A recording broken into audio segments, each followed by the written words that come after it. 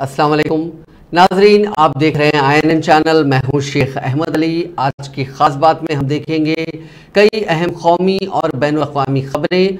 2024 लोकसभा इंतखाबात में अपोजिशन में इत्तेहाद को लेकर बिहार के वज़ीर आला नीतीश कुमार अपने डिप्यूटी तेजस्वी यादव के साथ पीर के रोज कोलकाता पहुंचे।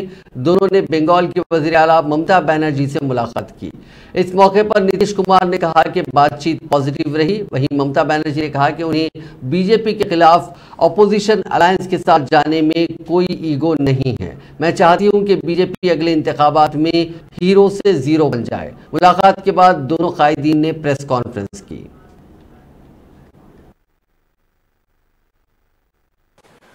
बातचीत हुई गई और पहले तो हमारा संबंध इनके साथ रहा ही है। आना जाना यहाँ से हमारा बराबर होता था, तो कुछ वर्षों से तो आ ही नहीं पाए। इनसे बात हुई और आज यहाँ आने का मौका मिला तो बड़ी खुशी की बात हुई। यहाँ सब कुछ देख रहे हैं कितना इन्होंने और डेवलप कर दिया है, तो इन सब चीज़ों को और बाकी जो हम लोग की बातचीत भी हुई है, और वो बातचीत मुख्य रूप से यही है कि हम सब लोगों को ज़्यादा से ज़्यादा सब पार्टियों को मिल करके अगला जो पार्लियामेंट का चुनाव होगा तो उसके लिए सब लोग उसके पहले पूरी तैयारी करें और सब लोग आपस में बैठ करके बातचीत करें और आगे का सब कुछ तय करें कि जो कुछ भी आगे करना है वो देश के हित में होगा। अभी जिन लोगों को राज करने का मौका मिला हुआ है उन सब लोगों को कोई लेना देना नहीं है। वो सिर्फ खाली अपना प्रचार कर रहे हैं। देश के लिए कोई विकास के लिए कोई काम नहीं हो रहा है, सिर्फ उन्हीं की चर्चा होती रहती है, कुछ है नहीं।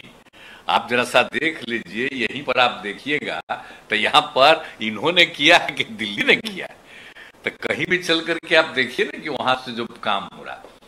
इसलिए बाकी सब कुछ ये है तो देश के हित में, और उन लोग तो जो कुछ भी हम लोगों के देश का पुराना इतिहास है और आज़ादी की लड़ाई है, तो उन सब चीज़ों को नई पीढ़ी तक सब दिन के लिए लोगों को रहना चाहिए। तब ये लोग पता नहीं इतिहास को बदल देंगे, क्या करेंगे, तो सब लोगों को अलर्ट होना है। इसलिए हम लोग सब लोगों से बातचीत, और आज बहुत अच्छी बातचीत हुई है, और फिर इसके आगे आवश्यकता अनुसार जब होगा तो हम लोग सब एक साथ और अन्य पार्टियों को सबको एक साथ करके और बैठ करके बातचीत भी करेंगे और आगे के बारे में तय करेंगे। यही बात हुई है। अब बहुत अच्छा है, बहुत पॉजिटिव बात हुई, हम अपना ही कहेंगे, बहुत अच्छा बात हुआ है। चलिए आपको जो कहना कर नहीं, नीतीश जी आई हुई है, तेजस्वी भी साथ में आई हुई है और नीतीश जी का मिनिस्टर भी आई हुई है। हमने खुश है कि हमारा इधर में आई हुई है बंगाल में। हम तो नीतीश जी को यही रिक्वेस्ट किया है कि नीतीश जी देखिए, जयप्रकाश जी का जो मूवमेंट हुआ था बिहार से हुआ था। अगर हम बिहार में और पार्टी मिलके मीटिंग करें, एक पहले घरवा मीटिंग, उसका बाद में तैयार करें, बाद में कहाँ जाना है कहाँ नहीं जाना है, क्या मैनिफेस्टो है, वो सब बाद में बताएंगे। लेकिन पहले एक साथ में एक मैसेज कर देना है कि हम लोग सब एक साथ में है। हम तो पहले से आप लोगों को कह चुका कि हमारा इसमें कोई ऐतराज नहीं है। हम चाहते हैं बीजेपी जीरो बन जाए, बहुत बड़ा हीरो बन गया, कोई कुछ नहीं करके मीडिया का सपोर्ट में और नैरेटिव बना के, खाली झूठा बात करके, फेक वीडियो बना के और फेक बात करके और गुंडागर्दी करके ऐसा नहीं चल सकता है। तो इसी के लिए नीतीश जी सबके साथ बात करेंगे, हम भी बात कर रहे हैं, तो एक साथ में मिलके हम लोग चलेंगे। हमारा कोई पर्सनल ईगो का कोई बात नहीं है, हम कलेक्टिवली एक साथ में काम करने चाहते हैं। बातचीत हुई गई और पहले तो हमारा संबंध इनके साथ रहा ही है। कांग्रेस सदर मल्लिकार्जुन खड़गे ने आज कर्नाटका असेंबली इंतखाबात के सिलसिले में कई इंतखाबी इजलासों से खिताब किया। एक जलसे से खिताब करते हुए उन्होंने कहा कि साबिक वज़ीर आज़म पंडित जवाहरलाल नेहरू ने कई पब्लिक सेक्टर यूनिट्स कायम किए थे, जिनमें HMT, HAL, BEL, BHEL और कई इंजीनियरिंग और मेडिकल कॉलेजेस शामिल हैं। लेकिन बीजेपी इन सभी चीज़ों के लिए उन्हें क्रेडिट देने के बजाय खुद क्रेडिट लेने की कोशिश करती है। ಅನೇಕ ಪಬ್ಲಿಕ್ ಸೆಕ್ಟರ್ಸ್ ಪಂಡಿತ್ ಜವಾಹರ್ಲಾಲ್ ನೆಹರು ಅವರ ಕಾಲದಲ್ಲಿ HMT, HAL, BEL, BHEL ಮತ್ತು ಇಂಜಿನಿಯರಿಂಗ್ ಕಾಲೇಜ್, ಮೆಡಿಕಲ್ ಕಾಲೇಜ್ ಇವೆಲ್ಲ ತೆಗೆದ್ರಲ್ಲ, ಅದರೊಳಗೆ ಕಲ್ತಂತ ಜನನೇ ಇವತ್ತು ಅಮೆರಿಕಾದಲ್ಲಿದ್ದಾರೆ, ಇವತ್ತು ಲಂಡನ್ದಲ್ಲಿದ್ದಾರೆ, ಇವತ್ತು ಕೆನಡಾದಲ್ಲಿದ್ದಾರೆ, ಆಸ್ಟ್ರೇಲಿಯಾದಲ್ಲಿದ್ದಾರೆ, ಹೊರದೇಶದಲ್ಲಿದ್ದಾರೆ, ಸೌದಿ ಅರೇಬಿಯಾದಲ್ಲಿದ್ದಾರೆ. ಅವರೆಲ್ಲ ಗ್ರಾಜುಯೇಟ್ ಏನ್ ಮೋದಿ ಅವ್ರ ಕಾಲದಲ್ಲಿ ಆಗಿದಾರ ಹೇಳಿ? ಅರೆ ಡಾಕ್ಟರ್, ಇಂಜಿನಿಯರ್ಸ್, ಸ್ಕಿಲ್ ಡೆವಲಪ್ಮೆಂಟ್, ಪ್ರತಿಯೊಂದು ಅನೇಕ ಹೆಣ್ಣು ಮಕ್ಕಳು ಡಾಕ್ಟರ್ಸ್ ಆಗಿದ್ದಾರೆ, ನರ್ಸಸ್ ಆಗಿದ್ದಾರೆ, ವಕೀಲರಾಗಿದ್ದಾರೆ. ಇಷ್ಟೆಲ್ಲ ಅಭಿವೃದ್ಧಿ ಕಾಂಗ್ರೆಸ್ನವರು ಮಾಡಿದ್ರು ತುಮ್ ಕ್ಯಾ ಕರೆ, ಹಮ್ ಯೇ ಸಬ್ ಕರೆ, ನೀವೇನ್ ಮಾಡಿದ್ರಿ ಅಂತ ಹೇಳ್ತಿರಲ್ಲ, ಇದು ಮಾಡಿದ್ರು. ಅನೇಕ ಪಬ್ಲಿಕ್ ಸೆಕ್ಟರ್ಸ್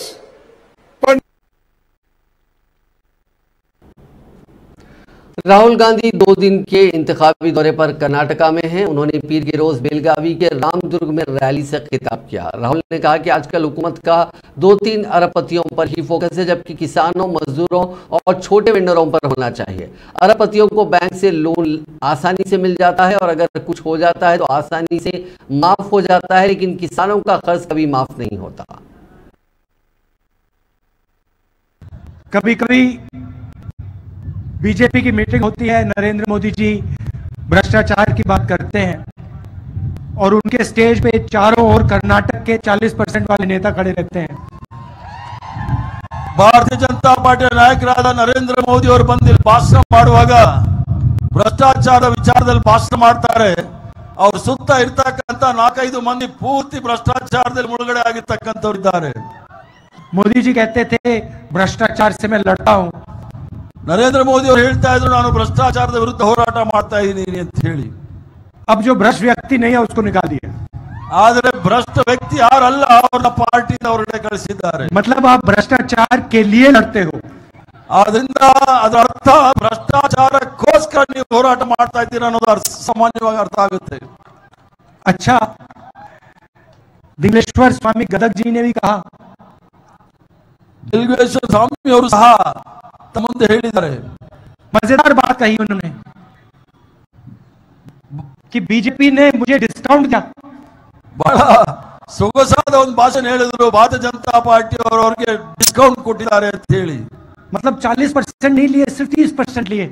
40% ಭ್ರಷ್ಟಾಚಾರ ಅಲ್ಲ, ಕೇವಲ 30% ಭ್ರಷ್ಟಾಚಾರ ಸ್ವಾಮೀಜಿಗಳಿಂದ ತೆಗೆದುಕೊಂಡ್ರು. वो भी मठ से, ಅದು ಸಹ ಮಠದಿಂದ. मतलब एक तरफ धन की बात करते हैं और फिर दूसरी तरफ मठ को डिस्काउंट देते हैं। ಮತ್ತೆ ಒಂದು ಕಡೆ ಧರ್ಮದ ವಿಚಾರದಲ್ಲಿ ಮಾತಾಡ್ತಾರೆ, ಭ್ರಷ್ಟಾಚಾರದಲ್ಲಿ ಅದಕ್ಕೆ ಡಿಸ್ಕೌಂಟ್ ಸಹ ಕೊಡ್ತಾರೆ ಭಾರತೀಯ ಜನತಾ ಪಾರ್ಟಿಯವರು. 40% नहीं लिए, 30% ले लिए। 40% ಅಲ್ಲ, 30% ಡಿಸ್ಕೌಂಟ್. बाकी कर्नाटक से 40%। ಕರ್ನಾಟಕದಲ್ಲಿ 40%. कुछ भी काम करवाना हो, ಏನೇ ಕೆಲಸ ಮಾಡಬೇಕಾದ್ರೂ ಸಹ 40%. छोटा से छोटा या बड़ा से बड़ा 40% लगेगा। ಸಣ್ಣದ್ರಿಂದ ಸಣ್ಣದು, ದೊಡ್ಡದ್ರಿಂದ ದೊಡ್ಡದು ಯಾವುದೇ ಕೆಲಸ ಆಗಬೇಕಂದ್ರೆ ಸಹ 40% ಭ್ರಷ್ಟಾಚಾರದ ಕಮಿಷನ್ ಕೊಡಬೇಕು ಭಾರತೀಯ ಜನತಾ ಪಾರ್ಟಿ. बीजेपी का एमएलए कहता है कि 2500 करोड़ रुपए में बीजेपी का सीएम पोस्ट खरीदा जा सकता है। ಇವರ ಹಿರಿಯ ನಾಯಕ, ಭಾರತೀಯ ಜನತಾ ಪಾರ್ಟಿಯ ಹಿರಿಯ ನಾಯಕ ಹೇಳ್ತಾರೆ, ಭಾರತೀಯ ಜನತಾ ಪಾರ್ಟಿಯಲ್ಲಿ ಮುಖ್ಯಮಂತ್ರಿ ಆಗಬೇಕಂದ್ರೆ 2500 ಕೋಟಿನಲ್ಲಿ ಖರೀದಿ ಮಾಡಬಹುದು. मतलब आपके भविष्य की कीमत बीजेपी के मुताबिक 2500 करोड़ रुपए। ಅದರ ಅರ್ಥ ನಿಮ್ಮ ಭವಿಷ್ಯವನ್ನ ನಿರ್ಧಾರ ಮಾಡತಕ್ಕಂಥದ್ದು ಭಾರತೀಯ ಜನತಾ ಪಾರ್ಟಿಯ 2500 ಕೋಟಿಯಲ್ಲಿ ಮುಖ್ಯಮಂತ್ರಿ ಆಗ್ತಕ್ಕಂಥವ್ರು. इनको ये 40 नंबर अच्छा लगता है। ಇವರಿಗೆ 40 ಸಂಖ್ಯೆ ಬಹಳ ಸಂತೋಷ ಉಂಟು ಮಾಡುತ್ತೆ. इस बार 40 सीटें दे देना इनको। कर्नाटका असेंबली इंतखाबात के बीच वज़ीर दाखिला अमित शाह 3 दिन के दौरे पर इतवार की रात बेंगलुरु पहुंचे थे। पीर को वो सबसे पहले मैसूर गए और वहां श्री चामुंडेश्वरी देवी मंदिर में पूजा की। इसके बाद वो चामराजनगर जिले के गुंडलू पे पहुंचे। उन्होंने वहां पहला रोड शो किया। उन्होंने मीडिया से बातचीत में कहा कि कांग्रेस आज भी जात पात की सियासत करती है। कांग्रेस हुकूमत ने जो 4% मुस्लिम रिजर्वेशन दिया था, बीजेपी ने उससे खत्म कर दिया है। बीजेपी ने लिंगायत, ओबीसी, एससी और एसटी को बचाने का काम किया है। भारतीय जनता पार्टी की सरकार ने गैर संवैधानिक तरीके से तुष्टीकरण की राजनीति को आगे बढ़ाने के लिए कांग्रेस ने धर्म के आधार पर जो रिजर्वेशन किया था उसको रद्द कर एससी, एसटी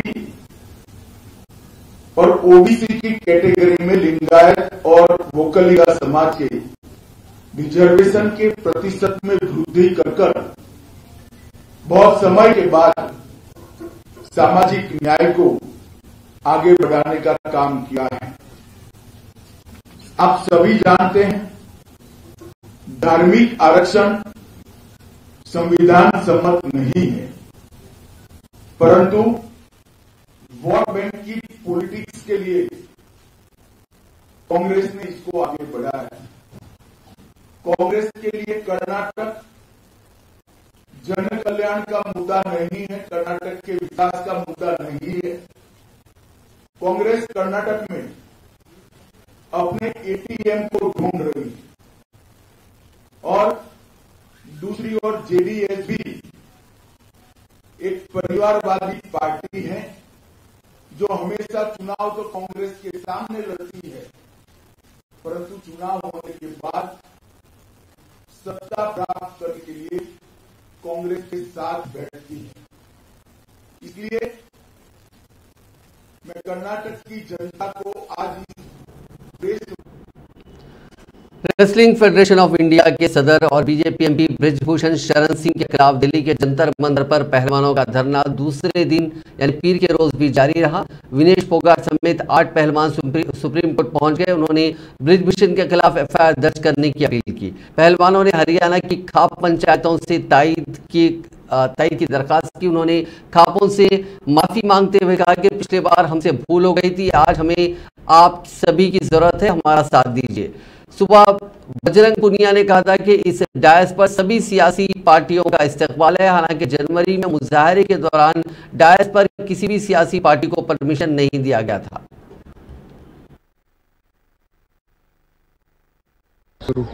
सभी खाप पंचायतों, बड़े बुजुर्गों को मेरा नमस्कार। जैसा कि आप सब लोग जानते हैं कि पिछला धरना किन लोगों की वजह से खराब हुआ है, हमें झांसे में ले लिया गया। तो अभी यही समय है कि आप सब लोग आओ, हमारा समर्थन करो। जिन बेटियों ने इतना बड़ा साहस दिखाकर एक स्ट्रॉन्ग आदमी के खिलाफ लड़ाई लड़ने की हिम्मत जताई है, तो मेरा बस आपसे यही निवेदन है कि आप सब लोग आओ और हमारा समर्थन करो। सभी को नमस्कार। जितने भी हमारी खाप पंचायत है उन सबको मैं माफ़ी मांगना चाहूँगा, क्योंकि पिछली बार जो धरने में हमारे साथ जो राजनीति हुई है आप सभी को पता है। हम खिलाड़ी हैं, हमें राजनीति का नहीं पता था, तो उसके लिए हम आपसे क्षमा चाहेंगे।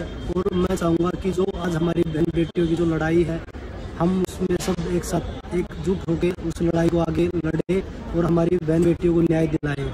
तो मैं आप सभी खाप पंचायतों से निवेदन करता हूँ कि आप खिलाड़ियों का सपोर्ट करिए। और जिस बाहुबली के खिलाफ हमारी महिला खिलाड़ियों ने जो साहस दिखाया है, अगर अब हम नहीं बचा पाए उन खिलाड़ियों को, तो भविष्य में ऐसे बहुत सारी जो हमारी महिला खिलाड़ियों से ही शिकार होती रहेंगी और कोई भी उनके खिलाफ आवाज़ उठाने वाला नहीं मिलेगा। क्योंकि अब जो इतने बड़े बड़े खिलाड़ी जंतर मंतर में बैठे हैं, जब भी कुछ नहीं हो पा रहा, तो मुझे लगता है कि आगे कभी कुछ नहीं हो पाएगा। सभी को धन्यवाद। सभी को मेरा नमस्कार। जितने भी हमारे बड़े बुजुर्ग जो हमारी सर्व खाप पंचायतें हैं, जो लास्ट टाइम भी धरने पे आए थे हमारा समर्थन देने के लिए, हम उनका तहे दिल से शुक्रगुजार हैं कि उन्होंने हमारा इतनी इस लड़ाई में हमारी मजबूती से साथ दिया। और हमने जो पास में जो गलतियां की, जो हमारे साथ में राजनीति हुई है कुछ लोगों के कारण, हम उसके लिए भी उनसे क्षमा मांगते हैं कि आप लोगों ने इतना साथ दिया, आप लोग इतनी दूर से हमारे को समर्थन देने के लिए आए थे, लेकिन फिर भी हमने जल्दी में वो धरना खत्म कर दिया था। हमारे साथ में एक धोखा हुआ है, एक राजनीति हुई है, और हम नहीं चाहते कि हमारी जो आने वाली जो लड़कियां हैं जिन्होंने ब्रिजभूषण शरण के खिलाफ में आवाज़ उठाई है, जो उसने शोषण किया हमारी लड़कियों का, तो वो लड़कियों को इंसाफ मिलना चाहिए। अगर आज उनको इंसाफ नहीं मिला तो कोई भी लड़की जो रेसलिंग में इतना नाम कमाया है, जो लड़कियां इतना बढ़ चढ़ के आज हिस्सा ले रही हैं, वो रेसलिंग जैसे गेम को छोड़ के किसी दूसरे गेम में जाएंगी, या बिल्कुल उनके जो फैमिली के लोग हैं उनको कहीं बिल्कुल घर पे ना रख ले, तो उनके भविष्य का भी सवाल है और हमारे आत्म सम्मान की भी लड़ाई है। प्लीज़ हमारे इस भविष्य की लड़ाई में और हमारे आत्म सम्मान की और हमारी कुश्ती की भलाई के लिए प्लीज़ हमारा साथ दीजिए। हम सब कल रात से जंतर मंतर पे बैठे हैं और आप सबके सहयोग और समर्थन की हमें बहुत आवश्यकता है। आप ही के बेटा बेटी हैं, हमसे कोई गलती हुई हो, हमसे कोई भूल हुई हो तो हम तहे दिल से आपसे माफ़ी मांगते हैं, लेकिन प्लीज़ हमारा साथ दीजिए। हमें आपके साथ और सहयोग की बहुत ज़्यादा ज़रूरत है। धन्यवाद। महिला कांग्रेस की सदर नेटा डिसूजा ने आज एहतजाज कर रहे रेसलर से मुलाकात की। उन्होंने इसके बाद ट्वीट किया और कहा कि देश की शान बढ़ाने वाली इन बेटियों के साथ गलत हुआ। गलत के खिलाफ सबने आवाज उठाई, लेकिन इन्हें क्या मिला? जहां इंसाफ मिलना चाहिए था वहां आंसू मिले और वजीर आजम जी और उनकी मंडली जो वुमेन सेफ्टी पर बड़े बड़े जुमले देते हैं, वो बीजेपी एमपी ब्रिजभूषण शरण सिंह को बचाने के लिए चुप बैठे हैं।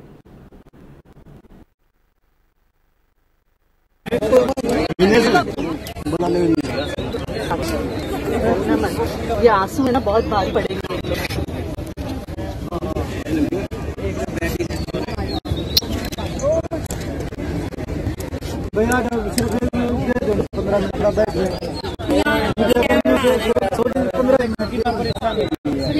चलो रहने दो भाई, मान्य।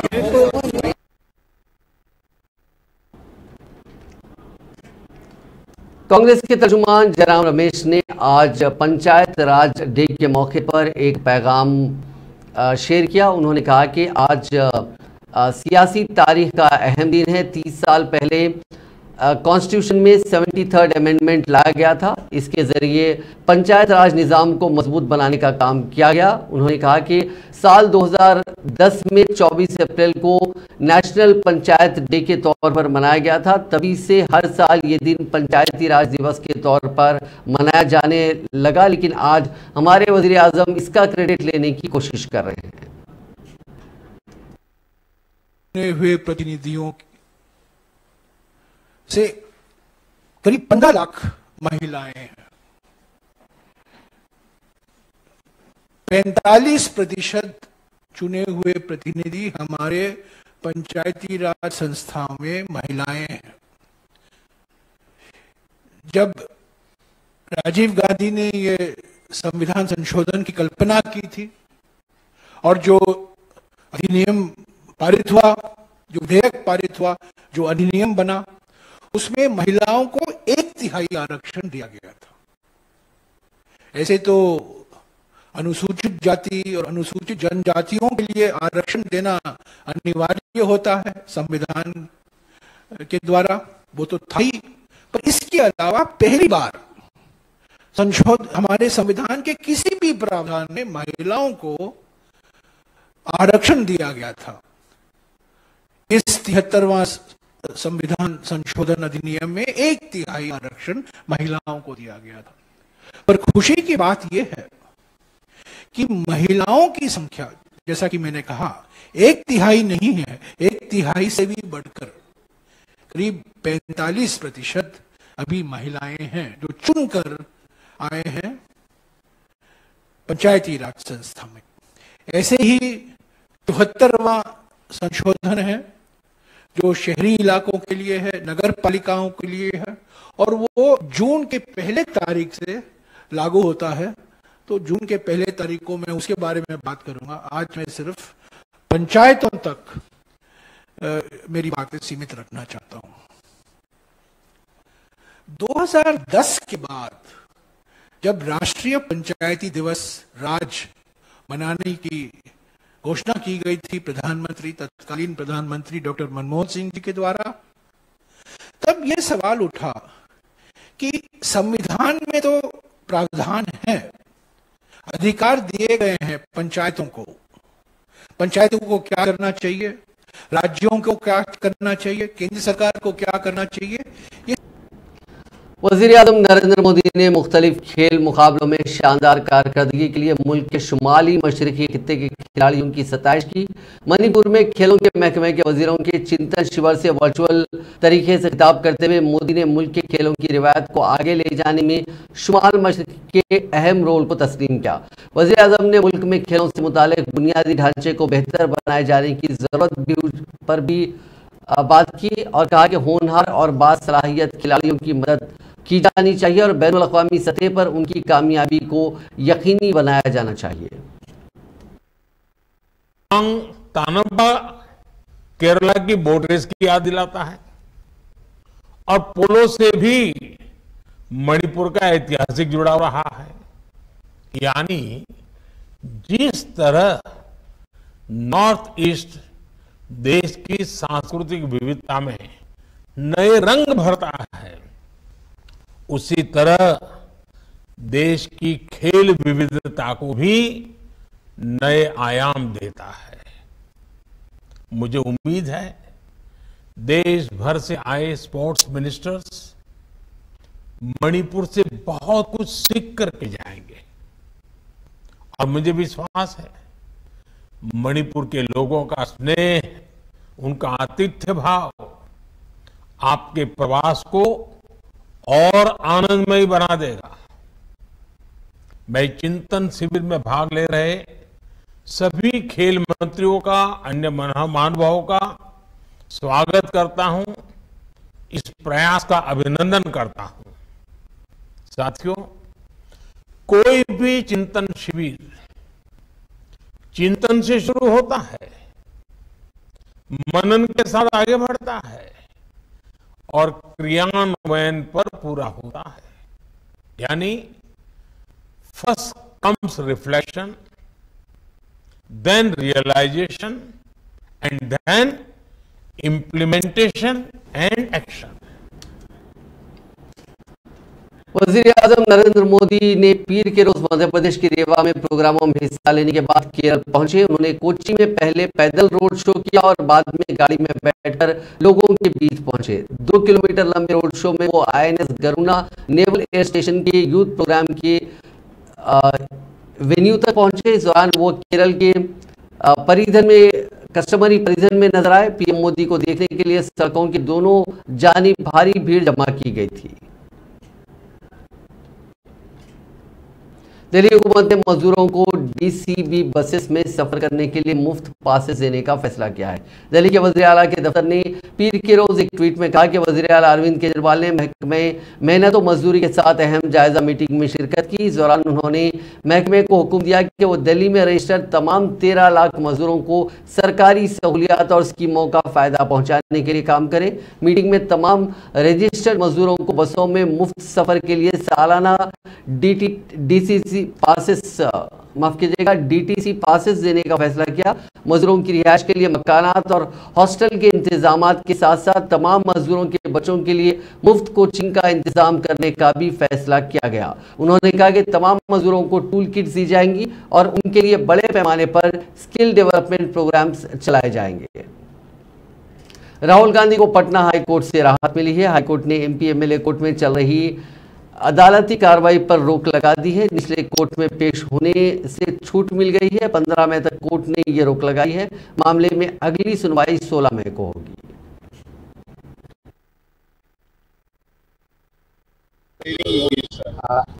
जो राहुल गांधी के खिलाफ जो पटना में सिविल कोर्ट में जो एक मानहानि का मुकदमा चल रहा है, सुशील मोदी जी की तरफ से जो दायर किया गया था, तो उसमें कल यानी 25 तारीख को पटना के कोर्ट ने श्री राहुल गांधी जी को बुलाया था और उनके वकील ने वहां ये कहा था कि उनको 25 तारीख को उपस्थित कराएंगे हम।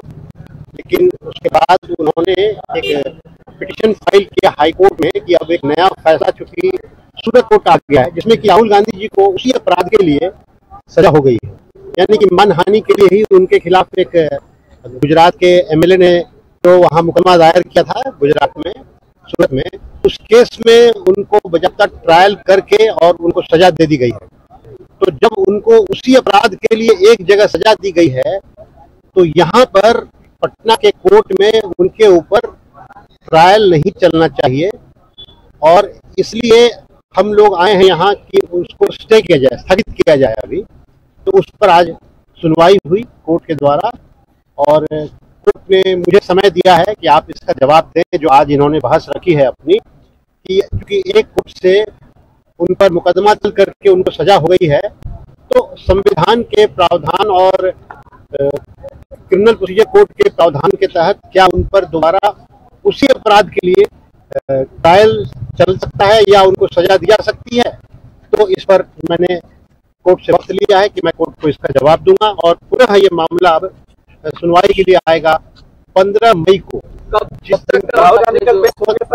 नहीं, कोर्ट ने तब तक के लिए रोक लगा दी, निचली अदालत के की सुनवाई पर रोक लगा दी कि जब तक अभी अगली सुनवाई यहाँ नहीं होती है तब तक निचली अदालत में कोई कार्रवाई नहीं होती। जो फैसला आया था उसके पंजाब में श्री गुरु ग्रंथ साहब की बेअदबी का बड़ा वाकया सामने आया। वहां एक नौजवान ने गुरुद्वारे के अंदर घुसकर पाठ कर रहे ग्रंथियों को पीटना शुरू कर दिया। ये वाकया पीर को रोपड़ जिले के मोरिंडा में पेश आया। इस वाकये के बाद गुरुद्वारे में मौजूद लोगों ने बेअदबी करने वाले नौजवान को पकड़ लिया और जमकर उसकी पिटाई की। उस नौजवान को घसीटते हुए गुरुद्वारे से बाहर ले जाया गया। इस वाकये के बाद इलाके के लोगों ने मोरिंडा में सड़क पर धरना शुरू कर दिया। बेअदबी के इस वाकये के बाद मोरिंडा में हालात काफी वहां टेंशन देखा गया। नौजवान ने यह हरकत क्यों की इसका पता नहीं चल पाया है। फिलहाल पुलिस उससे पूछताछ कर रही है। तमिलनाडु में एनफोर्समेंट डायरेक्टरेट ने पीर को मनी लॉन्ड्रिंग कानून के तहत चेन्नई के चेट्टीनाड ग्रुप से जुड़े कई ठिकानों पर छापेमारी की। इससे पहले दिसंबर 2020 में इनकम टैक्स डिपार्टमेंट ने तमिलनाडु, कर्नाटका, आंध्र प्रदेश और महाराष्ट्र में इस कंपनी के करीब 60 अहातों पर कार्रवाई की थी। उस वक्त 700 करोड़ रुपए से ज्यादा की टैक्स चोरी का दावा किया गया था। आईटी के अहदेदारों ने इस मामले में बयान जारी कर कहा कि सर्च ऑपरेशन के दौरान 23 करोड़ रुपए की बेहिसाब नकदी निकली है। रिपोर्ट्स के मुताबिक लगभग 100 साल पुराने इस ग्रुप का सीमेंट, मैन्युफैक्चरिंग, लॉजिस्टिक, कंस्ट्रक्शन समेत कई सेक्टर्स में कारोबार है। सुप्रीम कोर्ट ने पीर के रोज आईपीएल के साबिक कमिश्नर ललित मोदी पर चल रही अदालती तौहीन की कार्रवाई को रद्द कर दिया। ललित मोदी ने जनवरी में सोशल मीडिया पोस्ट कर इल्जाम लगाया था कि अदालतों के मामले फिक्स होते हैं। इस पर कोर्ट ने नाराजगी जताई थी, जिसके बाद ललित मोदी ने 18 अप्रैल को अदालत को अपने कमेंट्स के लिए बिना शर्त माफी मांगी थी। ललित मोदी ने कोर्ट में हलफनामा दाखिल कर कहा कि वो मुस्तकबिल में ऐसा कुछ नहीं करेंगे जिससे हिंदुस्तान की अदलिया या अदालतों का विखार कमजोर हो। जस्टिस अमर शाह और सीटी रवि कुमार की बेंच ने ललित मोदी की माफी को कबूल कर लिया। उन्होंने कहा कि अगर मुस्तकबिल में ललित मोदी ने अदालतों की इमेज खराब करने की कोशिश की तो उन्हें संगीन नतायज भुगतने होंगे। सुप्रीम कोर्ट ने कॉमेडियन मुनव्वर फारूकी के खिलाफ सभी एफआईआर इंदौर ट्रांसफर कर दिए हैं। स्टैंड अप कॉमेडियन मुनव्वर पर इल्जाम है कि उन्होंने 2021 में मध्य प्रदेश के इंदौर हिंदू देवी देवताओं के खिलाफ काबिल एतराज रिमार्क्स किए थे, जिस पर मध्य प्रदेश समेत कई रियासतों में मुकदमा दर्ज हुए थे। मध्य प्रदेश में फारूकी की गिरफ्तारी भी हुई थी। हालांकि फारूकी ने अपने खिलाफ दर्ज मुकदमों को रद्द करने की भी मांग की थी। फारूकी और 4 दीगर लोगों को बीजेपी एमएलए के बेटे की शिकायत पर 1 जनवरी 2021 को गिरफ्तार भी किया गया था। बेंगलुरु के मल्लेश्वरम इलाके में मैसूर सिल्क साड़ी सेंटर ने भी हाल ही में रियायती कीमतों पर सालाना साड़ियों की फरोख्त शुरू की थी। खवातीन की कसीर तादाद साड़ियां खरीदने के लिए दुकान पर पहुंच गई। इस दौरान 2 खवातीन को एक ही साड़ी पसंद आई। वो दोनों उसे लेने के लिए बजीर थी और उनमें झगड़ा हो गया। दोनों आपस में लड़ पड़ी। एक खातून ने दूसरी खातून के सर के बाल पकड़कर दूसरी खातून की पिटाई कर दी। इस मंजर को किसी ने सेल फोन में कैद कर लिया। ये वीडियो सोशल मीडिया पर तेजी के साथ वायरल हो गया।